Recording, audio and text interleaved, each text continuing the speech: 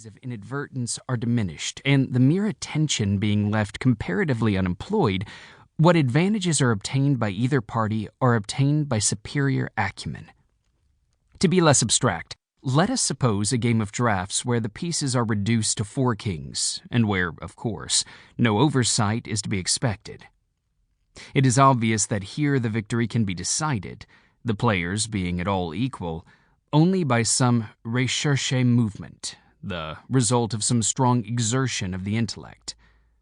Deprived of ordinary resources, the analyst throws himself into the spirit of his opponent, identifies himself therewith, and not infrequently sees thus, at a glance, the sole methods, sometime indeed absurdly simple ones, by which he may seduce into error or hurry into miscalculation.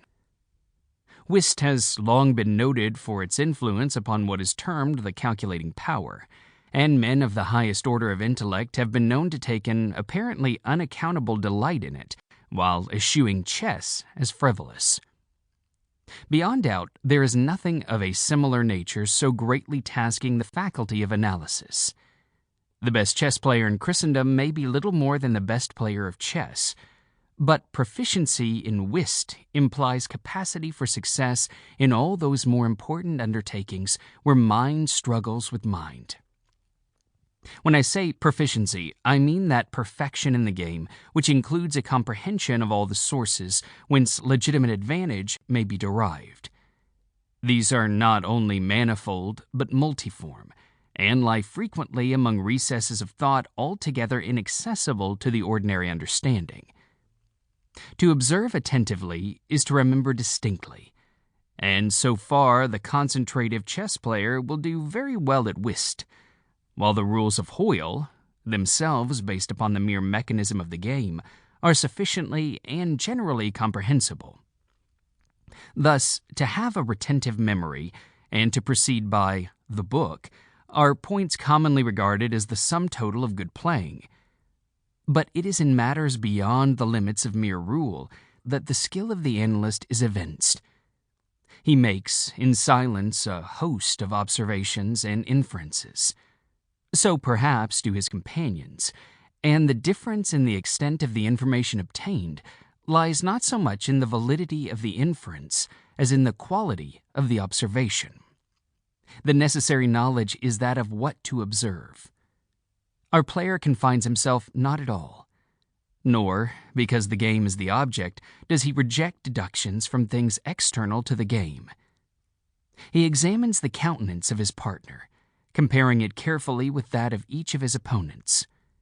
He considers the mode of assorting the cards in each hand, often counting trump by trump and honor by honor through the glances bestowed by their holders upon each. He notes every variation of face as the play progresses, gathering a fund of thought from the differences in the expression of certainty, of surprise, of triumph, or of chagrin. From the manner of gathering up a trick, he judges whether the person taking it can make another in the suit. He recognizes what is played through feint by the manner with which it is thrown upon the table.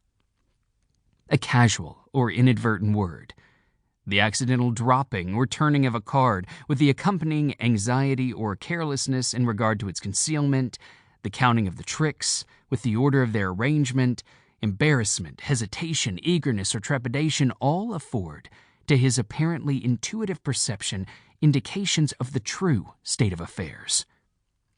The first 2 or 3 rounds having been played, he is in full possession of the contents of each hand, and thenceforward puts down his cards with as absolute a precision of purpose as if the rest of the party had turned outward the faces of their own.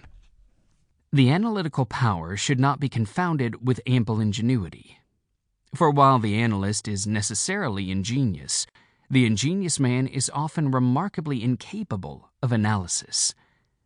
The constructive or combining power, by which ingenuity is usually manifested, and to which the phrenologists, I believe erroneously, have assigned a separate organ, supposing it a primitive faculty, has been so frequently seen in those whose intellect bordered otherwise upon idiocy, as to have attracted general observation among writers on morals. Between ingenuity and the analytic ability